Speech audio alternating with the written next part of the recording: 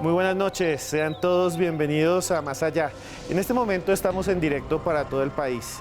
El tema de hoy es un tema que en este momento estoy viviendo en carne propia.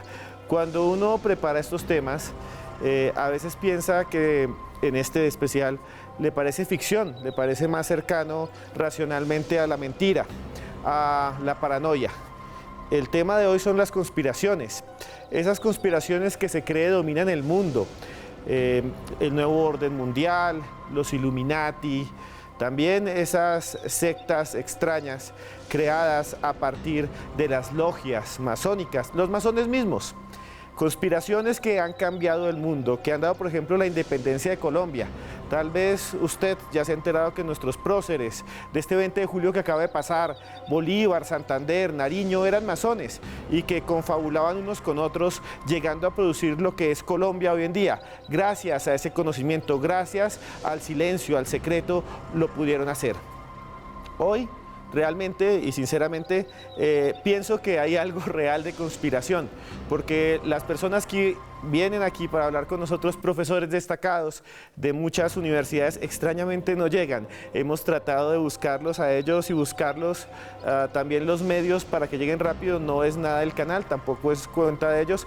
Los trancones, los problemas, cosas que nunca imaginamos están pasando en este momento. No puedo decir que es una conspiración, pero puedo decir que hay algo que estamos viviendo en el programa de hoy que se va de nuestras manos. Pero no importa, aquí estamos y tenemos preparado un programa excelente. Hoy nuestro numeral para que ustedes se comuniquen con nosotros es Conspiraciones Más Allá. Vamos a hablarles de otros temas de conspiración que tocan su bolsillo. Vamos a hablarles desde el Club Bilderberg hasta extraños movimientos que hay en las empresas de nuestro país que hace que a usted le toque pagar 2 o 3 veces más por un pañal, por una bebida. Carteles enteros que han hecho que nuestros bombillos, carteles mundiales, que han hecho que nuestros bombillos duren menos, cuando en 1900 ya existía la tecnología para que duraran más de 100 años. Hoy vamos a hablar de esas conspiraciones que están fuera de nuestras manos, como lo que nos está pasando el día de hoy. Muchas gracias, ya regresamos y bienvenidos a nuestro especial de conspiraciones en Más Allá.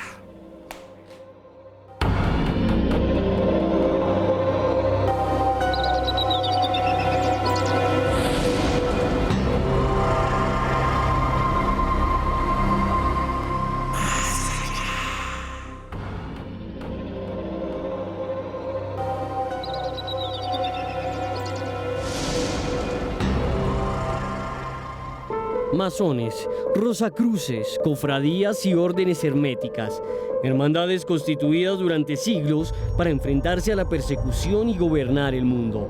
Sociedades secretas que son una realidad y están registradas en documentos históricos incuestionables. Como los Illuminati, quienes se llaman a sí mismos Perfectibilists, y fueron fundados el 1 de mayo de 1776 en Ingolstadt, Alemania, por el doctor en Derecho Adam Weishaupt. Aunque la mayoría de los Illuminati eran humanistas e intelectuales, su organización buscaba transformar la sociedad conservadora en la que vivían, infiltrándose en universidades y altos cargos del Estado, por lo que sufrieron la persecución del gobierno que terminó por hacerlos desaparecer a finales del siglo XVIII. Pese a ello, teóricos de la conspiración como David Icke o Juan Spahn han argumentado que han sobrevivido hasta el día de hoy y continúan manipulando al mundo con la idea de establecer un nuevo orden mundial. Afirmaciones que han dado rienda suelta a cineastas como Stanley Kubrick, quien reconstruyó los rituales de una de estas organizaciones en su película Eyes Wide Shut de 1999.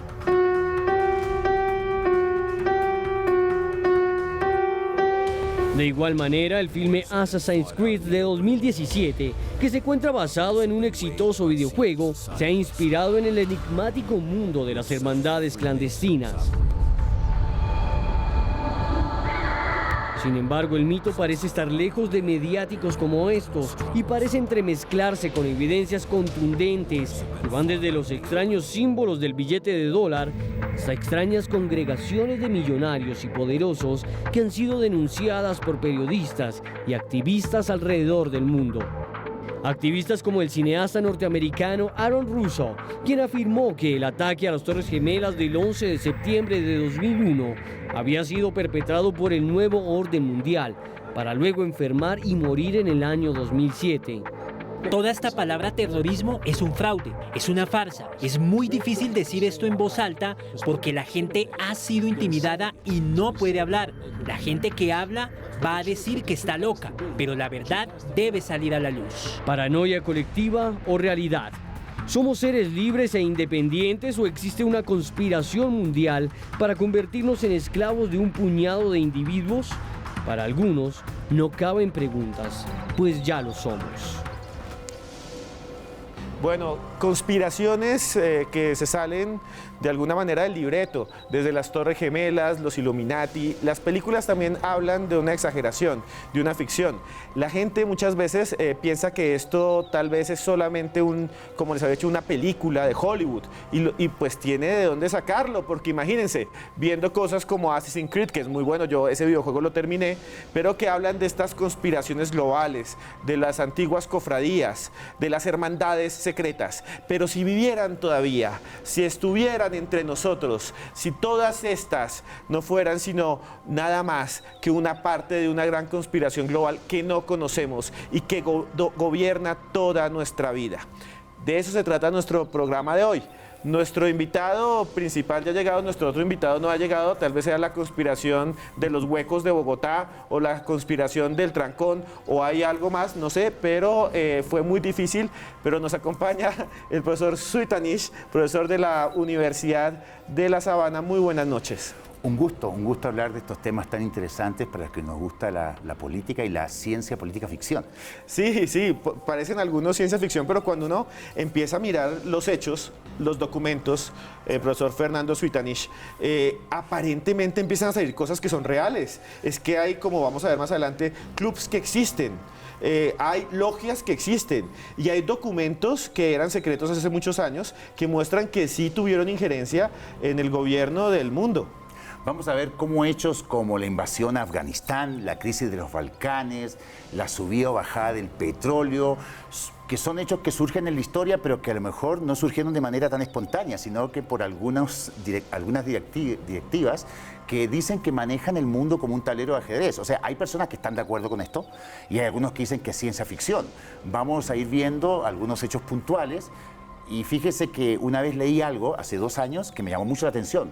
Los actuales dirigentes mundiales cada vez gobiernan menos. Dejo eso como inicio, ¿no? Como inicio de esto, que es extrañísimo porque uno, como usted lo dice, parece política de ciencia ficción, pero cuando empieza a ver que hay reuniones reales, que ya ni siquiera son ocultas, sino que se hacen casi abiertamente, donde la prensa no puede entrar, donde nadie puede entrar, donde ni siquiera un millonario latinoamericano podría entrar porque está por un grupo de personas seleccionadas. Nosotros estamos en la periferia de las decisiones, ¿sabes? Eso hay que tenerlo claro. O sea, si el mundo fuera una ciudad, nosotros estaríamos, nuestros países de Latinoamérica, bueno, de México al sur, inclusive Brasil, estamos como en la periferia, porque vamos a ver que muchas de las reuniones que se han realizado, específicamente lo que vamos a hablar del Grupo Bilderberg, los únicos hispanos que han participado han sido españoles y solamente en 2 ocasiones la reunión ha sido en países de habla hispana, España específicamente, en Sitges, cerca de Barcelona,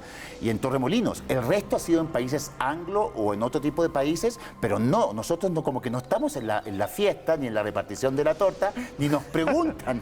Somos la periferia. Antes de eso quiero mostrarles a ustedes que están viéndonos allá, hace unos 4 o 5 años, un periodista que se llama Kevin Rose o Kevin Rosé llegó hasta un edificio que queda en Nueva York. Él escribía varios libros sobre esto, sobre este tipo de conspiraciones. Nadie le creía. Hay varias, hay una que se llama Millonarios muy jóvenes en inglés, y él fue y se metió dentro de una de estas congregaciones de Wall Street, allá en Nueva York, que se llama Kappa Phi Beta, creo, no estoy seguro, y llegó y tomó las siguientes fotografías clandestinamente de una sociedad secreta en el corazón de los Estados Unidos. Esta es el símbolo de esa sociedad y Vamos a ver ahora, estas las imágenes, ellos están ahí, tienen pues un montón de símbolos.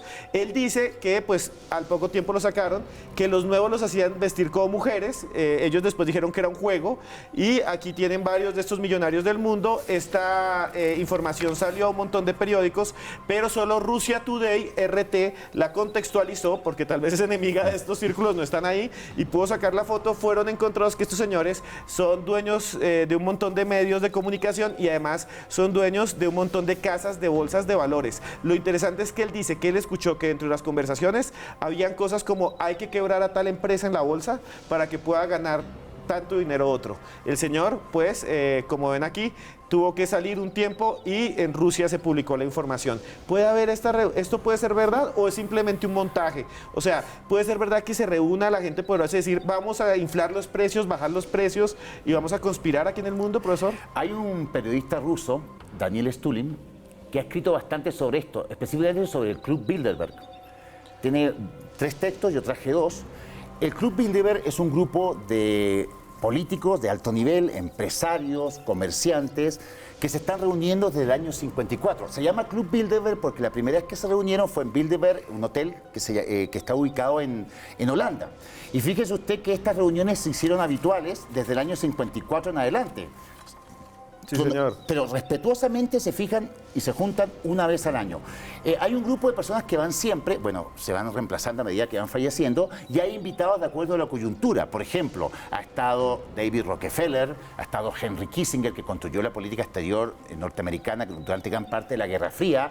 Hispanos, ha estado Felipe González, ha sido invitado, fíjese usted, el rey Juan Carlos, la reina Sofía. Pero indudablemente podríamos pensar que este hombre se da la tarea de investigar esto y él está convencido. Y cuando uno lee el libro, le surgen muchas dudas. Aunque yo tengo una duda, según el Club Bilderberg, se había dicho que Hillary Clinton iba a ser la presidenta de Estados Unidos. ¿Y qué pasó ahí?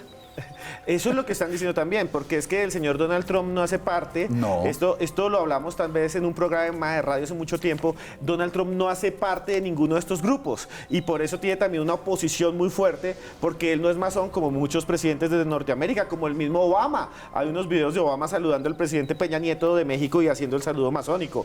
Tal vez por eso tiene una contención muy fuerte, incluso por las organizaciones internacionales. Dentro de ese club no solamente hay millonarios, sino que también tienen a casi toda la realeza, ¿no? A los reyes. Exacto, a los reyes, pero los reyes no ocupan un lugar permanente, los van reemplazando. Lo que sí llama mucho la atención es que la prensa tiene vetada la presencia. Es muy difícil escuchar, comprender y participar en esto. O sea, para participar en esto hay que tener una real importancia en el mundo. O sea, una persona no muy influyente jamás lo van a invitar. Me llamó la atención, fíjese, ¿usted le suena algo Fidel Castro? Claro, pero ¿qué tiene que ver Fidel Castro? Fidel Castro ha dicho en algún momento, siniestras camarillas y los lobistas de Bilderberg manipulan al público para instalar un gobierno mundial que no conoce fronteras y que no rinde cuentas ante nadie, salvo a sí mismo. Bueno, señores, después de comerciales, les tenemos unos videos, una nota que hizo Joana Arenas sobre el Club Bilderberg con imágenes increíbles. Recuerden que pueden escribirnos aquí con lo que está acá, Conspiración Más Allá, todos sus comentarios por Twitter. Y ya volvemos, porque esto es Más Allá, para que conozcan al otro invitado que está aquí llegando después de la conspiración del transporte. Más Allá. Seguimos acá en este domingo de conspiración, este domingo de numeral Conspiración Más Allá.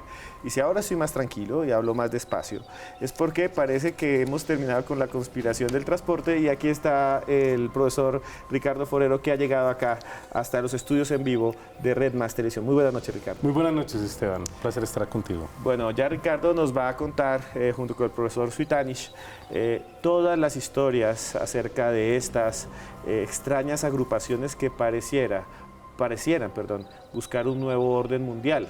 Ese orden mundial que tal vez ya está en marcha y del que el Club Bilderberg parece ser gran parte.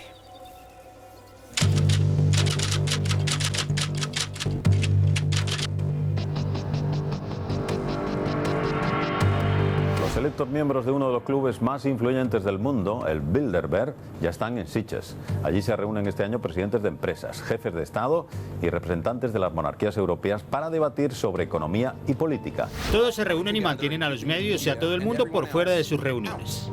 Algunos incluso creen que es una reunión donde se juntan los más ricos y poderosos personajes del mundo para conspirar e imponer el nuevo orden mundial. Reuniones que no dejan documentos. Los hombres más ricos y poderosos del mundo reunidos en un solo lugar para debatir el destino de la humanidad. ¿Se trata de una de las conspiraciones más grandes de la historia o solo de un club social? Fundado el 29 de mayo de 1954 por el político polaco Joseph Ratzinger, con el apoyo del príncipe Bernardo de Holanda y David Rockefeller, el Bilderberg buscaba unir a los líderes de Europa Occidental con los Estados Unidos para detener la expansión de la Unión Soviética y destruir el comunismo. Para muchos, el club fue vital para la caída del muro de Berlín y el comunismo internacional en 1989. Teóricos como Daniel Stulin, quien ha escrito una gran cantidad de libros al respecto, afirman que el Bilderberg manipula la economía global fomentando guerras y conflictos para eliminar la sobrepoblación y mantener en el poder a las élites. ISIS es una herramienta de control por parte del Imperio Británico, ¿sabes? Mirándolo desde una perspectiva más amplia. En 6 meses vas a olvidar que existe ISIS. Te van a crear otra dialéctica de control. Para muchos el Bilderberg es un gobierno mundial a la sombra que decide en sus reuniones cómo mantenerse en el poder, incentivando el hambre, la pobreza, el derrocamiento de los gobiernos y abruptos y sorprendentes cambios políticos, sociales y monetarios. Mientras para otros se trata de un club de benefactores que trabajan por mejorar la vida de las personas. Decir que estamos luchando por un gobierno mundial es exagerado, pero no es completamente desacertado. Paranoia o realidad, tal vez nuestras vidas son solo siluetas al servicio de un puñado de poderosos.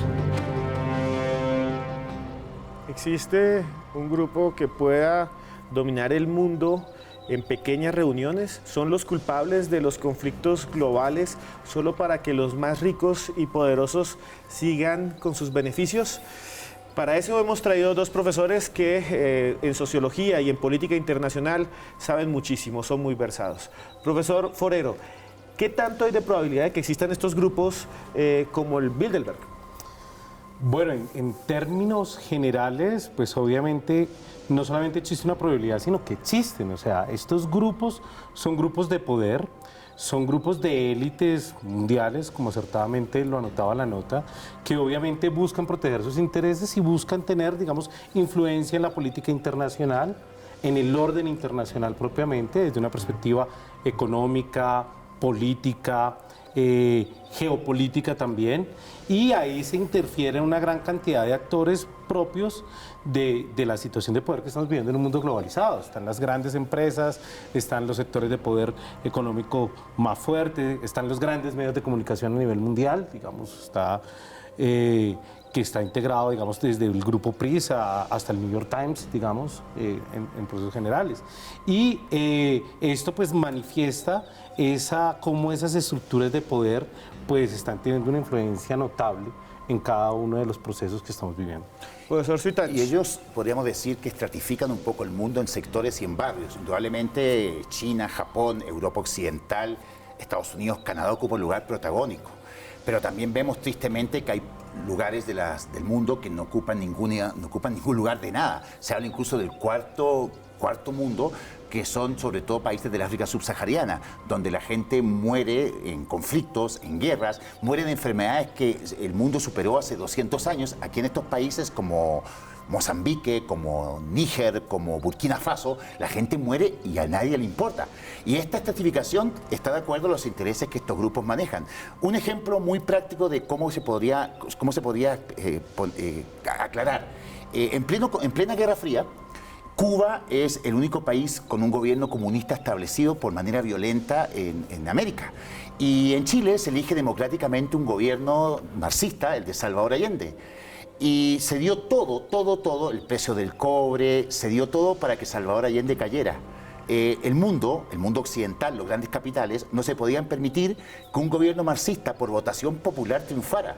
Porque si un gobierno marxista por votación popular triunfa, la teoría del dominó, eso podría ser copiado y rompía totalmente el esquema capitalista para lo que se suponía el patio trasero. Solamente se podía permitir Cuba. ¿Por qué?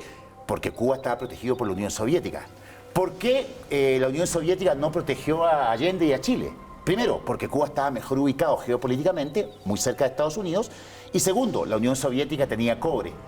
Por lo tanto, no había ni un interés en proteger a Chile. No les interesaba. Por eso a Allende lo dejaron morir y ahí llegó el famoso general Pinochet a tomar su lugar, que eso es otro cuento. Es otro cuento. Señores, por ejemplo, ¿qué tan cierto puede ser que estos grupos estén ahorita inflando, por ejemplo, o bajando el petróleo para atacar un país o una filosofía?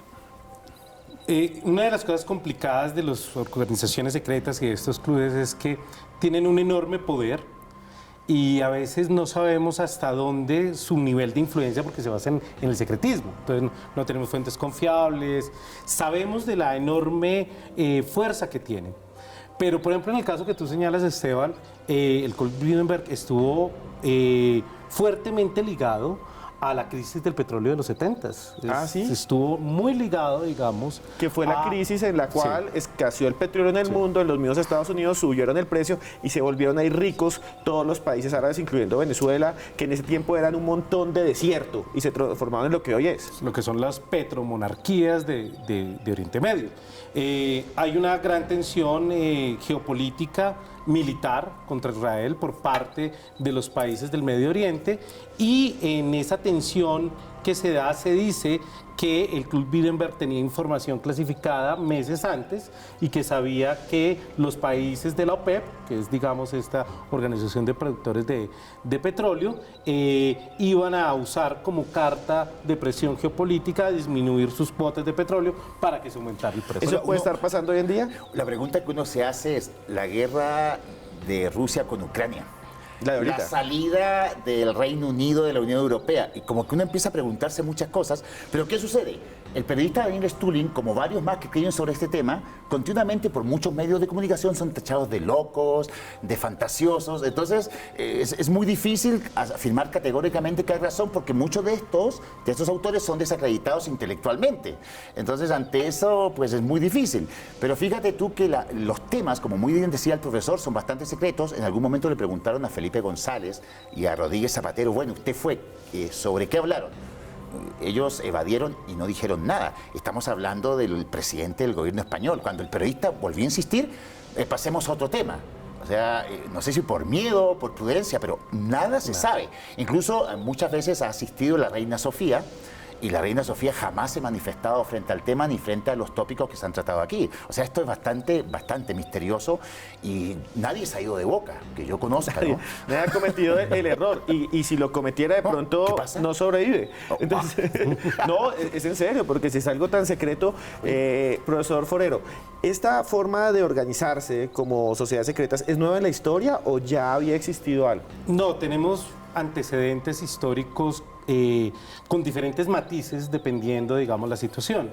Estas organizaciones secretas estuvieron muy ligadas, por ejemplo, en el Imperio Romano. ¿Por qué? Porque la organización secreta lo que busca es cuidarse de intereses políticos o proteger intereses políticos o proteger, digamos, actividades que estén contra el orden social. Entonces, por ejemplo, varias de las religiones que empezaron a nacer en el antiguo Imperio Romano, pues adoptaban estos misticismos. Religiones, por ejemplo, que venían de Egipto y que querían ser, digamos, protegidas por parte de esos sectores de poder. Y así tenemos ejemplos en la Edad Media y en la Edad Moderna. Parece que es una constante en toda la historia. Ya nos vamos a comerciales. Recuerden todos sus comentarios con el hashtag de hoy, que es Conspiración Más Allá, porque en este programa queremos ser tendencia en Twitter. Escriban, por favor, todos sus comentarios con el hashtag Conspiración Más Allá. Ya volvemos. Lo que viene está mejor, porque hay una nota que nos va a hablar más adelante de esas conspiraciones aquí, en Colombia. Ya regresamos. Continuamos aquí en Más Allá, hablando de ese tema apasionante. Mientras están en comerciales y que cuando ustedes escribían con el numeral de hoy, que es Conspiración Más Allá, que ya van a venir a leer lo que ustedes nos comentan, hablábamos aquí de un montón de cosas fabulosas sobre esta conspiración del Club Bilderberg. Por ejemplo, que tiene una página en internet donde tiene parte de sus archivos y la lista. ¿Cómo es eso, doctor Forero? Dada, digamos, la presión mediática que se ha venido generando en torno al Club Bilderberg, ellos hicieron una página web que todos pueden verificar y en esa página están los siguientes datos. Hay una breve reseña histórica que es muy parecida a la que nos mostró la nota. Tiene el listado desde 1957 hasta hoy de todos los temas que se han venido desarrollando. Ya desde, por ejemplo, 1961 venían hablando del tema de la reunificación alemana. O sea, un momento, casi 20 años antes. Casi 20 años antes, era ya una constante. O sea, 20 años antes ellos ya estaban discutiendo digamos, ese tema, estaban discutiendo también los temas de la lucha de la Guerra Fría, primordialmente. Puedes encontrar archivos desde el 70 y pico, en donde están 76, 77, hablando de las posibilidades de la disolución de la URSS. Sí. Teniendo en cuenta que pasa en el 89. Pero entonces, ¿y ahora de qué están hablando? Para saber qué está pasando. Hay temas muy interesantes que están hablando. Están hablando primordialmente de temas de inteligencia artificial, por ejemplo, y de la influencia que va a tener la inteligencia artificial en los escenarios económicos, cómo va a haber una disminución de casi del 40% de la actividad laboral, porque gran parte de los oficios van a ser reemplazados por máquinas. Increíble. Y eso va a tener unos impactos económicos. Profesor Suitanis. Uno, pese a que se hace público la existencia de este club, la pregunta que surge es ¿por qué los temas son tan privados? Y el sentido común pues, nos hace pensar que los temas son privados porque no son correctamente políticos. ¿Cómo hacer correctamente político? Mira, estuvimos hablando cómo subir el petróleo para que unos países se quiebren. Mira, estuvimos hablando que este dictador tiene que salir. Mira, estuvimos hablando que en África hay mucha población y hay que reducirla. O sea, los temas que se deben tratar allí no son temas para posteriormente salga un vocero de prensa a anunciarlos. Son temas, yo creo, bastante crudos de la realidad mundial, que no son temas a tratar en las grandes cumbres, donde los presidentes hablan de fortalecer la democracia, respetar los derechos humanos. Yo creo que aquí el tema de los derechos humanos, no sé si ocupa un lugar preponderante. A lo mejor sí, pero mientras no afecte los intereses del club. Y profesor Suitanis, ¿no le parece que los presidentes incluso están por fuera de este club como si fueran marginales, por lo menos los nuestros? A veces me da miedo pensar que realmente el presidente de Estados Unidos y el presidente de Rusia no gobiernan esos países. Y lo he pensado muchas veces, vuelvo a lo que dije al principio. Mientras más avanza el tiempo, pareciera ser que los grandes líderes mundiales menos mandan. Y esa es una teoría que lentamente se está demostrando. Fíjese que los tecnócratas, los ministros de Hacienda, los ministros de Economía, están reemplazando a los presidentes y los ministros de Relaciones Exteriores. Sí, señor. Y ahí hay un personaje y toda una familia, todo un linaje que está conectado con esto, que es el señor David Rockefeller, que además está conectado incluso con Colombia. ¿Cómo es eso, Ricardo? Bueno, David Rockefeller siempre tuvo dentro de su agenda la influencia que la revolución cubana iba a tener en el continente. Había una preocupación muy fuerte de que se generara un efecto dominó en la región, como bien lo acaba de señalar mi colega. Y la visión que tenía los Rockefeller era que las dificultades que tenía América Latina era por las dificultades que estaba teniendo la implantación del capitalismo moderno en la región. Entonces ellos intentaron generar esquemas en donde se diera, digamos, una apertura a aquellos sectores que no se estaban favoreciendo de las actividades capitalistas. Tenemos, digamos, ejemplos como la Alianza para el Progreso de Kennedy, en donde pues tuvo un efecto muy fuerte en Colombia con la generación justamente de la Ciudadela Kennedy, actualmente en Bogotá. Y David Rockefeller empieza a financiar también, la Fundación Rockefeller empieza a financiar universidades, centros de investigación que posibilitaran, digamos, generar esos cambios sociales y ese orden social de una manera menos violenta, menos en la vía cubana, sino, digamos, en una forma más institucional. La financiación de Pero aquí no era altruismo, perdón.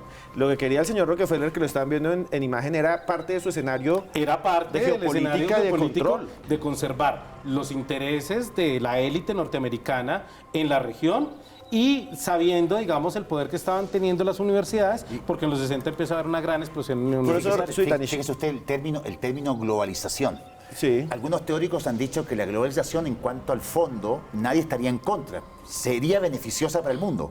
El problema es la forma. O sea, el qué no es lo malo, el cómo es lo malo. El cómo. ¿Y esta globalización realmente está apuntando a los intereses globales o está apuntando a los intereses de unos pocos? De un grupo pequeño como el Club Bilderberg, que está basado en el secreto. Y sobre sociedades secretas consultamos a un filósofo bogotano que sabe mucho de ellas, que se llama Hernán Bueno. Hasta allá fue Joan Arenas y nos preparó la siguiente nota. Las sociedades secretas siempre han atraído a la humanidad. Las sociedades secretas han existido toda la vida. Digamos que a lo largo de la historia han tenido trayectos diferentes, han tenido diversas maneras de manifestarse estas sociedades secretas. La intención es, digamos, privilegiar situaciones de poder, mantenerla siempre dentro del grupo y pues que siga perteneciendo a una élite. ¿Pero qué son? ¿Cómo funcionan? ¿Se encuentran entre nosotros? Las sociedades secretas actuales, las del siglo XXI, obedecen más a intereses de tipo político, más a intereses de tipo económico, de poder como tal. ¿Quiénes pertenecen a ella o cómo se constituyen, cómo se mantienen, qué se hace al interior de ellas? Depende qué tan discretas o qué tan secretas sean. Desconocemos mucho y se especula bastante sobre los Illuminati, mientras que de otras sociedades que en un principio fueron secretas como los Rosacruces o como los masones, ya hablamos es más de unas sociedades de tipo discretas. Lo que se hace al interior varía entre conocimientos filosóficos, escuelas filosóficas que constituyen al interior de sus grupos, hasta, ¿por qué no decirlo?, secretos de Estado, secretos de guerra, secretos de poder, secretos económicos. El perfil de las personas que pertenecen a una sociedad secreta varía dependiendo un poco de qué tipo de sociedad es. Digamos que si nos referimos a una sociedad como los Illuminati, muy seguramente el perfil de quienes están participando de este tipo de sociedades pues es un perfil de alto poder, de alta influencia, de información privilegiada, definitivamente. Hay informaciones que son sesgadas para el resto de la sociedad que no pertenece a ese tipo de sociedades, la hay, claro que sí. Pero el secretismo también ha sido un arma de doble filo, pues ha servido de excusa a enemigos para perseguirlos, como lo sucedido en 1920, cuando Henry Ford publicó que existía una sociedad secreta judía que poseía un plan denominado Los Protocolos de los Sabios de Sion para dominar el mundo, documento que fue utilizado por Adolf Hitler para justificar el asesinato de millones de personas. Para bien o para mal, las sociedades secretas son una inquietante realidad que pareciera fusionarse con cada aspecto de nuestras vidas. Las sociedades secretas existen, no podemos decir que no. ¿Qué es lo que quieren y para qué utilizan el secretismo y su poder? Es lo que no conocemos. Por algo, pues, son secretas. Sin embargo, es distinto decir conspiración a sociedad secreta, aunque en sí mismo una sociedad secreta pues, por sí misma es una conspiración porque se oculta de los demás. Profesor Forero, ¿cómo podríamos diferenciar conspiración y sociedad secreta? Una sociedad secreta es una organización de un grupo de personas que tienen como fin comparten una serie de valores, por un lado. El segundo, tienen una visión política, o sea, se unen en relación a una visión general política y están proponiendo muchas veces alterar el orden o controlar el orden social existente. En esa medida, varias de las acciones de una sociedad secreta pueden ser un acto conspirativo. ¿Conspirativo en qué? Conspiración entendida como una acción política que busca, digamos, que los intereses privados de ese grupo prevalezcan sobre intereses colectivos y públicos y busque direccionar recursos, intereses o formas que se den dentro de ese criterio. Digamos, en términos conceptuales están separados, pero en términos concretos están muy mezclados, porque una sociedad secreta va a buscar que, por ejemplo, sus miembros ocupen lugares de poder y permanezcan en el tiempo. son organizaciones que buscan que sus intereses prevalezcan dentro de la sociedad y se mantengan constantemente en relación a un número de nosotros. Estaríamos en presencia, fíjate tú, de una élite muy poderosa que busca llevar al mundo hacia un sistema oligárquico afín a sus intereses. Y pensaría yo que para conseguir esto, pues el fin justifica los medios, diría nuestro amigo Maquiavelo. Por lo que la situación es bastante clara. Ahora, pues uno podría pensar que lo hacen para el beneficio mundial, como ellos en algún momento han tratado de explicar, que esa teoría de la conspiración a ellos no los afecta porque ellos siempre se están reuniendo por fuera de la prensa y por fuera de la política tradicional, porque han dicho que la política tradicional quizás no está solucionando los problemas de la gente. Pero yo no me atrevería a decir que el Club Bilderberg está realmente preocupado de los problemas de la gente. Por ejemplo, nos decía el profesor Forero, existe un documento de 20 años antes en el que el Club Bilderberg estaba ya tomando medidas para la reunificación alemana. ¿Qué tiene que ver, por ejemplo, con Vietnam, Henry Kissinger, todas estas cosas? Esa guerra de Vietnam. Bueno, Henry Kissinger participó en muchas sesiones del Club Bilderberg, es un hombre lúcido, podemos decir que es el gran arquitecto de la distensión, es el gran arquitecto de la política exterior norteamericana durante la Guerra Fría. Y fíjense que lo de Vietnam fue bastante extraño, porque Estados Unidos gastó mucha energía, gastó muchas armas, gastó muchos soldados, y se podría decir que en algún momento surge la idea de que Estados Unidos debe retirarse. Y a la larga, Estados Unidos asume que Vietnam completo va a ser la República Socialista de Vietnam. O sea, todo lo que luchó para que al final se retiran, entregan en bandeja Vietnam del Sur a Vietnam del Norte en París, y realmente los análisis de por qué Estados Unidos hizo esto son muy confusos. Llegó una orden al gobierno de Nixon y al gobierno de Kissinger frente a lo de Vietnam, frente a lo de Pinochet y Allende. Eso es lo que me lleva a la duda, porque ¿cuántos años luchó Estados Unidos en Vietnam? Y de repente Kissinger se reúne con el líder comunista norvietnamita y dice, ¿sabes qué más? Esta guerra la vamos a vietnamizar, nos vamos. Entonces, ¿para qué lucharon tanto? ¿De dónde habrá llegado esa orden? Porque al principio Nixon en la reelección no estaba de acuerdo en retirarse. Pensaba que eso era una señal de debilidad. ¿Y por qué lo termina haciendo? Profesor, esa pregunta quiero hacérsela también a todos los televidentes, a todos los amantes de este programa que se llama Más Allá, con el hashtag de hoy que es Conspiración Más Allá. Escríbanos qué piensa. ¿Habrá gente que maneja nuestras guerras o las guerras del mundo para su beneficio? Ya volvemos en Más Allá, después de este corte de comerciales. Continuamos en Más Allá y es hora de que ustedes se comuniquen con nosotros. Está Joana Arenas en el estudio 54 de Red Más Televisión. Muy buenas noches, Joana. Buenas noches, Esteban. Gracias a todos los que nos escriben a través del numeral Conspiración Más Allá, así como Dylan Correa, que nos pregunta a nuestros invitados qué libro le pueden recomendar que hable sobre este tema. Profesor Svitach. Bueno, hay dos libros muy interesantes de Daniel Stulin, el periodista ruso, que habla del Club Bilderberg, muy instruido, con muchos documentos, y donde él enfatiza la teoría de la globalización forzada. Son libros bastante interesantes y a precios bastante módicos en cualquier librería del ramo. Bien. ¿Qué más nos están preguntando a esta hora, Joana? También está por aquí Vidal Arturo, que nos pregunta cuál ha sido la sociedad secreta más temida del mundo.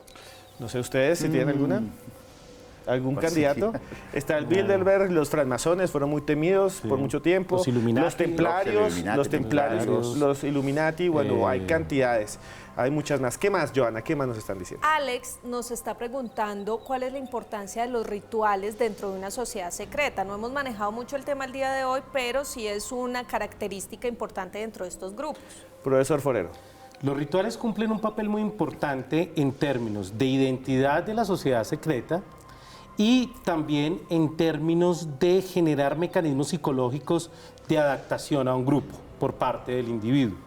También el diseño de cada uno de los rituales está construido para que el iniciado entre en una posición en donde se le van a compartir una serie de informaciones generales importantes y no vaya a delatar. Entonces, por ejemplo, hay procesos de transición en donde, por ejemplo, los masones empujaban, digamos, a los iniciados a un lugar en donde él no sabía claramente dónde iba a estar. Y eso, digamos, empieza a generar ese misticismo, ese secretismo y esas relaciones de solidaridad muy fuertes que se dan dentro de estos grupos. Joana, ¿qué más están diciendo? Alejandro Rincón nos pregunta si en Colombia actualmente existen sociedades secretas. Esa la respondo yo. Sí, hay sociedades secretas. Algunas de ellas no las conocemos. Ya vamos a ver un caso de una afectación explotación económica por una confabulación de este tipo.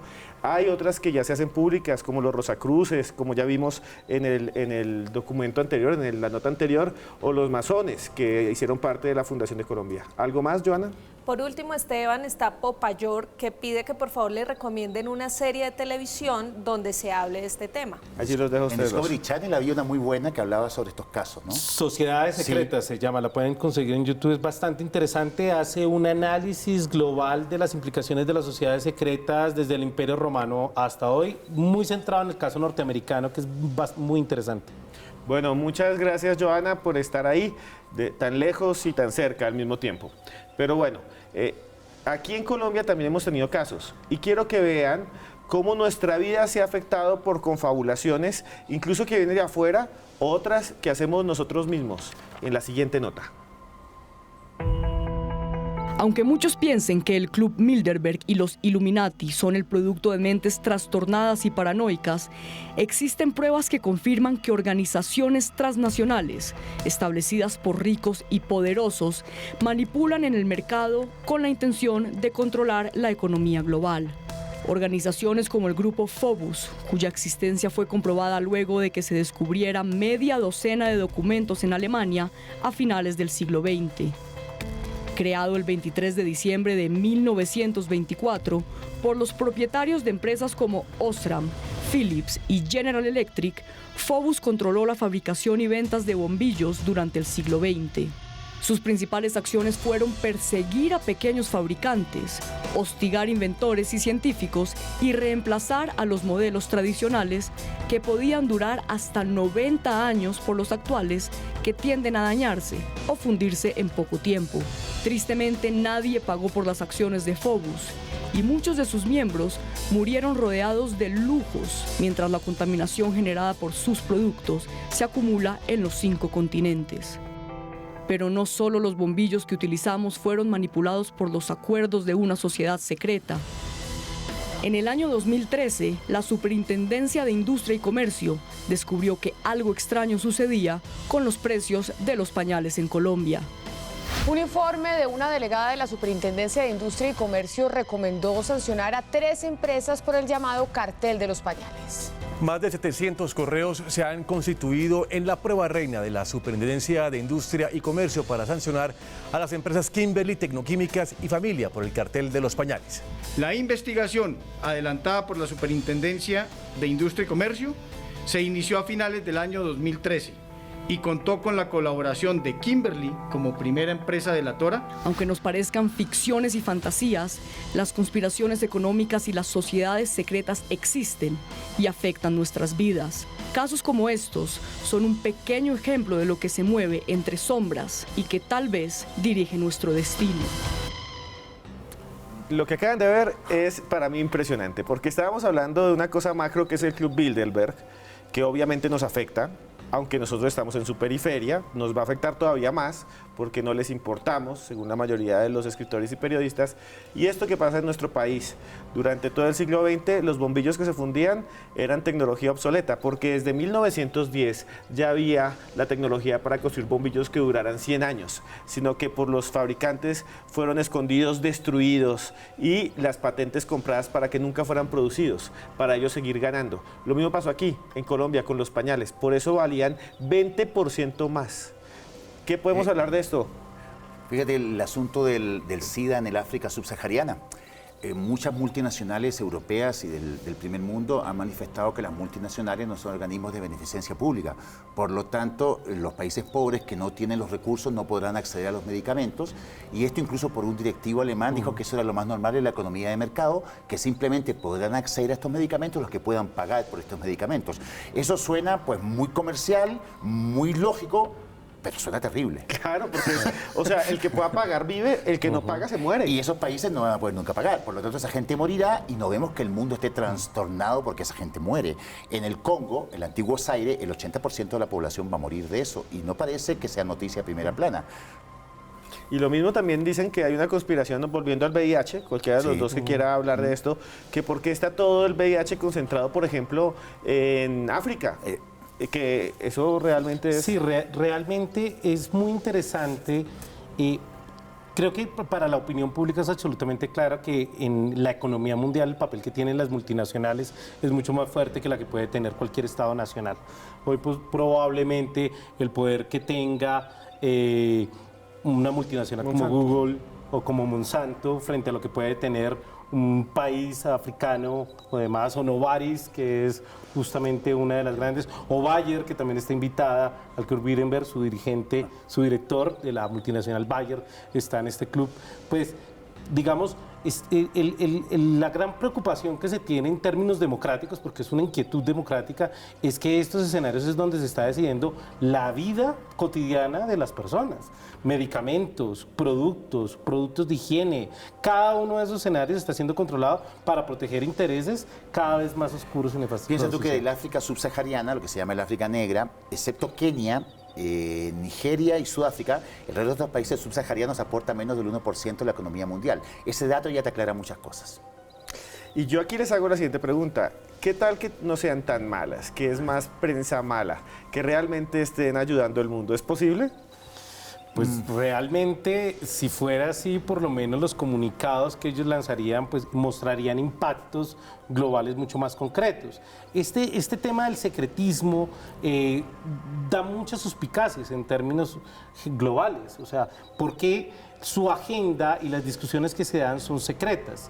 ¿Por qué los participantes son los miembros de las grandes élites económicas, políticas mundiales?